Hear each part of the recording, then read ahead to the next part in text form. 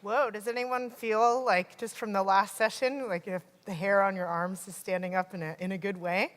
Thank you, first of all, to the FFA and your partners for this opportunity to speak with you today.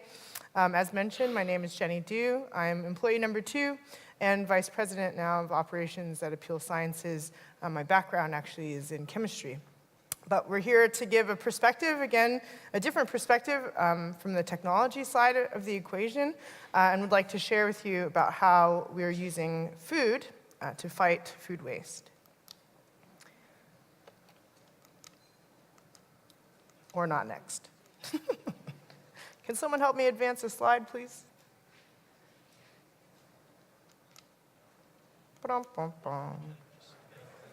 Yes, we're back. Okay.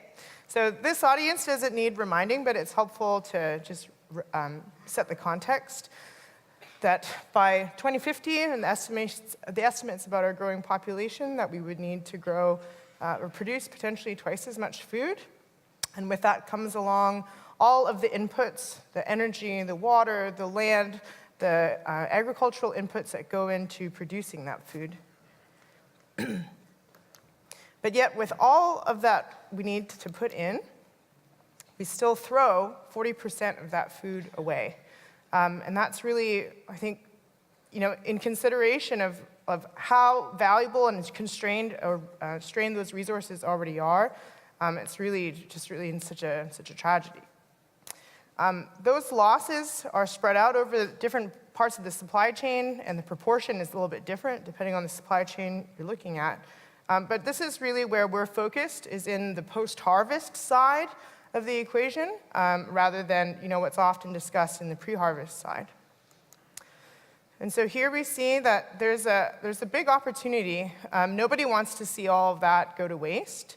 But if we look at the combination of environmental, social, as well as economic benefits that there are to be gained by tackling food waste, that we think that those benefits are really going to be a big part of creating and the adoption of truly sustaining technologies.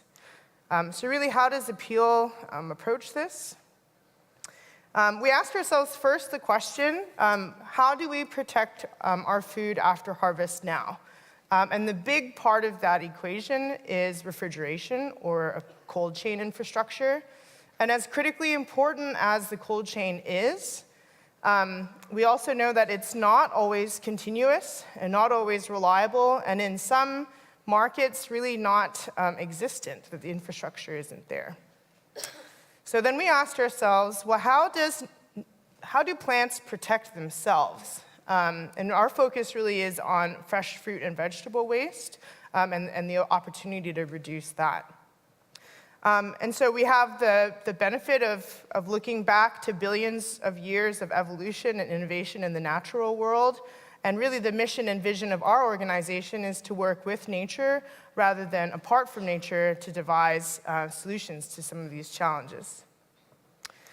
So all plants at one point were underwater. And what was it that allowed the evolution of those plants to move onto land? It was the formation of a cuticle, a peel, or a skin that would help retain moisture and reduce exposure to the stress of the atmosphere. And it is this peel now that all plants have when they're above ground. And so this is the inspiration for our product, to use materials found in the plants that we already eat, repurpose them, apply them to the surface of fresh produce in order to extend their shelf life after harvest, and in some cases extending that shelf life by up to 2 times. And so these materials are, in the US, generally recognized as safe substances, but also recognized as being allowed for use in also organic production, and in the US here, OMRI listed. So I'm just going to show you what the performance of these materials when applied, these edible coatings applied to fresh produce, and what that looks like. So always on the left-hand side, you'll see untreated produce, and on the right-hand side, produce that's been protected with our edible materials. And what you see is that these are all at conditions that are on your tabletop at ambient. And so it can be fruit or vegetable with an edible peel, with a non-edible peel, produce that might need to ripen, like avocados or bananas after harvest versus those that don't, citrus, for example, that all of these categories benefit from being able to put a little bit of extra peel on the surface of that produce to extend its shelf life and offer and maintain the quality throughout the supply chain. So in the next slide here, we'll show you just a little bit about really, a reminder of how it works. It's taking materials from the plants that we already eat, repurposing them on the surface of fresh produce to create a physical diffusion barrier, one that locks in moisture and reduces exposure to oxygen, such that really an optimized microclimate can be carried with every single piece of produce throughout its life in the supply chain. So this really means that there's benefits that can be accrued to all players within the supply chain. We'll start off first with the consumers. It's the ability to have fresher, high-quality produce that's maintained its nutrient levels as it's made its way to your homes. More time to enjoy it, which also means that less that you're throwing away just from a material standpoint, but also the money, reducing the money that you're throwing away. At the retail store shelf, we see an opportunity for reduced shrink. Shrink is the term for how much of that produce would be otherwise thrown away. And also some of the operational efficiencies that are gained from not needing to kind of turn your inventory over and clear it out so often. For producers and distributors, we see great opportunities to access, for example, new markets. And this is true not only for commercialized and industrialized players in that fresh food supply chain, but also to smallholders who might right now have a challenge of getting their produce, from their rural communities into, for example, those urban markets. And we also see what we've been able to demonstrate with asparagus, for example, is that you can shift the mode of transportation because now you have more time. So rather than air freighting asparagus, what if you could ship it by marine freight? So it's not just a cost savings, but obviously a big environmental impact there as well.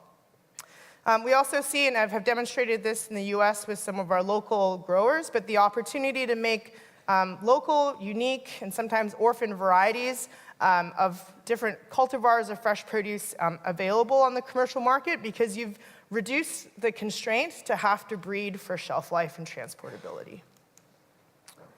So just our current products are for avocado, citrus, and asparagus.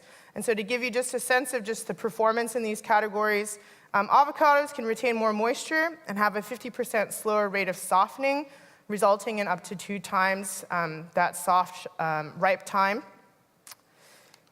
For asparagus, we reduce water loss in asparagus by up to 50%, preserving freshness and unlocking value throughout that supply chain, as I previously discussed. And for citrus, it's a more effective solution for maintaining quality, also now reducing water loss by over 60% in retail conditions. We are supported by an excellent suite of investors, investors who believe in the long-term vision of what we're trying to accomplish, and knowing that this isn't something that's going to turn quickly like a software business, so we thank and we acknowledge them now.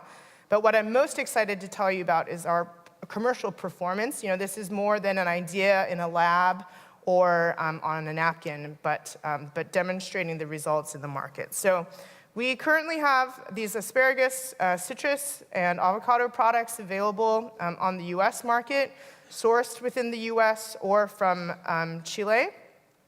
The partners are listed here under the supplier category, and we sell that treated produce from the supplier into names you might recognize, like Kroger or Costco, but also smaller medium chains like Harps, Pyramid, Martin's.